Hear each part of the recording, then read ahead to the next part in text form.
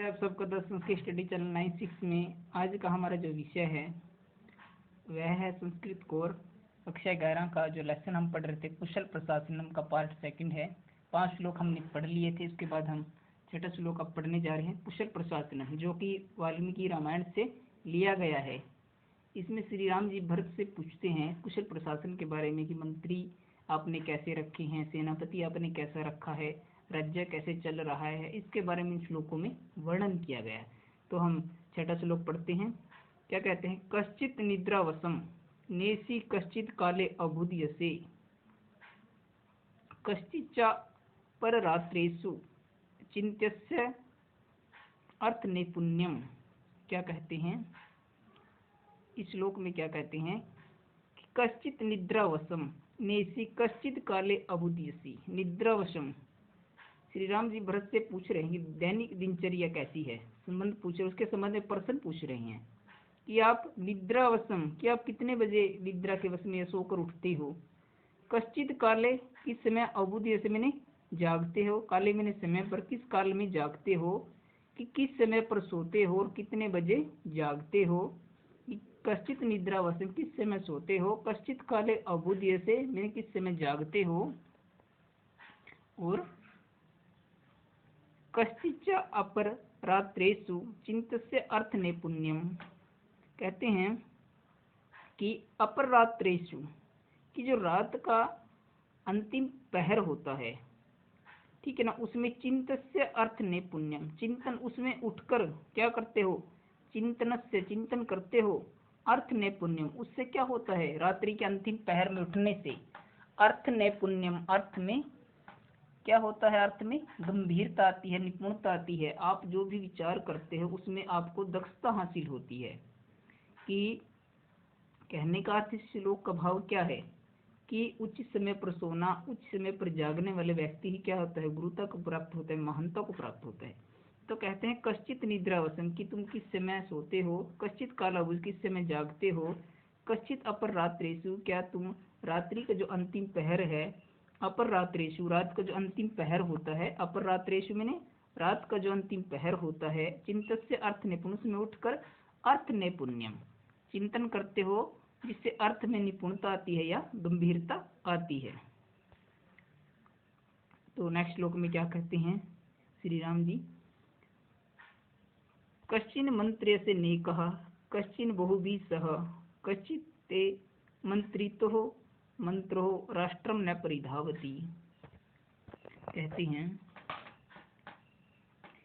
कश्चिन मंत्र्य से नेकः, कि श्री राम जी पूछ रहे हैं उनसे कि आप जब मंत्र्य से का अर्थ है विचार विमर्श करते हो, विचार विमर्श करते हो, न एक से करते हो, कश्चिन बहुभिः सह या बहुतों के साथ करते हो, बहुभिः सह मैंने बहुत के साथ, कि आप कोई विचार लेकर आते हो, कोई प्रस्ताव लेकर आते हो तो आप उस पर क्या विचार करते हो, एक के साथ ही विचार करते हो या बहुत के साथ विचार करते हो। कश्चिते मंत्रितो मंत्रो राष्ट्रम न परिधावती, क्योंकि जो एक से किया गया विचार है उससे क्या होता है, मंत्रो राष्ट्रम न परिधावती, राष्ट्र जो है न परिधावती नहीं दौड़ता है, यह उन्नति के मार्ग पर नहीं जाता है। कि मंत्रितो की विचार करने पर, कि एते कश्चित एते मंत्रितो की इसी एक के विचार करने पर, ठीक है ना, एक से किए गए विचार से क्या होता है, जो मंत्रो हो, जो किसी मान लीजिए राजा ने किसी एक मंत्री से विचार कर लिया, बाकी से सलाह नहीं ली, तो राष्ट्र ऐसे क्या होगा, राष्ट्रम न परिधावती, तो राष्ट्र उन्नति की तरफ अग्रसर नहीं होगा, नहीं दौड़ेगा। तो श्री राम जी पूछते हैं भरत से कि आप कश्चिन मंत्रे से, आप जो विचार विमर्श करते एक से करते हो, कश्चिन बहुभिः सह बहुत के साथ करते हो, कश्चित एते मंत्री, तो ऐसा विचार करने से, किसी एक के साथ विचार करने से, किसी एक मंत्री के साथ विचार करने से, मंत्रणा करने से, राष्ट्रम न परिधावती, तो क्या होता है कि राष्ट्र न धावती, राष्ट्र उन्नति के पद पर नहीं दौड़ता। अर्थात जो मंत्रणा है, जो विचार है, सबके साथ करना चाहिए। कहते हैं कश्चित अर्थम विनिश्चितम लघु मूलम महोदयम क्षिप्रम आरभ से कर्म न दीर्घयसी राघव। अब श्री राम जी पूछते हैं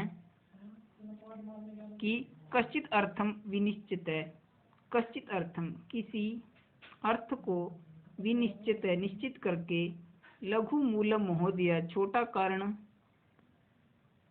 की छोटा कारण, क्षिप्रम ये जल्दी से, आरभ से कर्म आरभ हुए कर्म में कार्य में, यह न दीर्घयसी राघव यह दीर्घयसी राघव यह उसमें विलंब हो। अर्थ समझ लीजिए क्या कहना चाहते हैं। किसी अर्थ को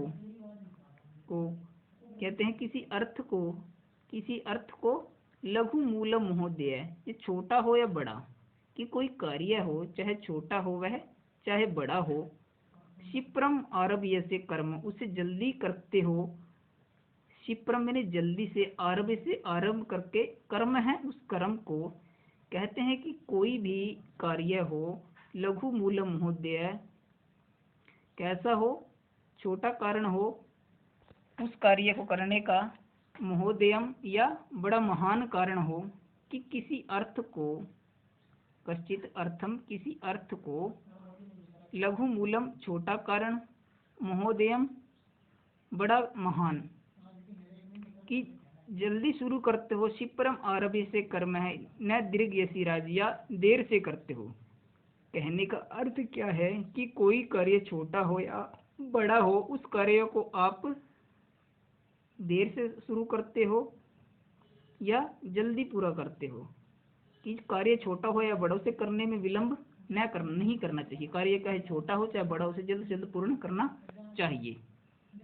श्लोक का अर्थ है कि किसी भी अर्थ को, किसी भी कार्य को लघु मूलम छोटा कारण हो या महोदय बहुत बड़ा कार्य हो, निश्चित रूप से क्षिप्रम आरभ्य कर्म है इसे जल्दी से आरंभ करते हो, न दीर्घयसी राघवम या देरी से आरंभ करते हो। कहने करते हैं जल्दी से शुरू करते हो अथवा देरी से शुरू करते हो, कि कार्य छोटा है या बड़ा उसे जल्दी से शुरू करते हो अथवा देरी से शुरू करते हो, कि कोई भी कार्य हो छोटा या बड़ा उसे जल्द से जल्द शुरू करना चाहिए।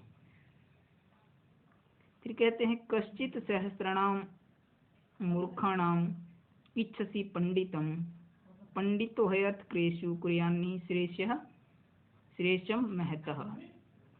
कश्चिन सहस्रम मूर्खाणाम इच्छसि, श्री राम जब भरत से पूछ रहे हैं कि कश्चिन सहस्राणाम की कोई सहस्त्र में हजार, मूर्खाणाम मूर्खों में से, इच्छसि पंडितम कि एक विद्वान व्यक्ति को चाहते हो या नहीं चाहते हो, क्यों?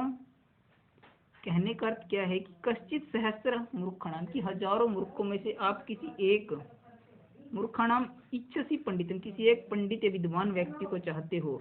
पंडिता ही अर्थ क्रेषु, क्योंकि जो पंडित व्यक्ति है वही अर्थ कृच्छेषु, अर्थ क्रेषु करते अर्थ धन का जब अभाव हो तो श्रेष्ठम महतम वही क्या होगा, कल्याणकारी होगा, क्योंकि वह आर्थिक अभाव होगा, जो कठिनाई होगी उसमें कल्याण, श्रेष्ठम महतम कुर्यान शिव कल्याण कर सकता है।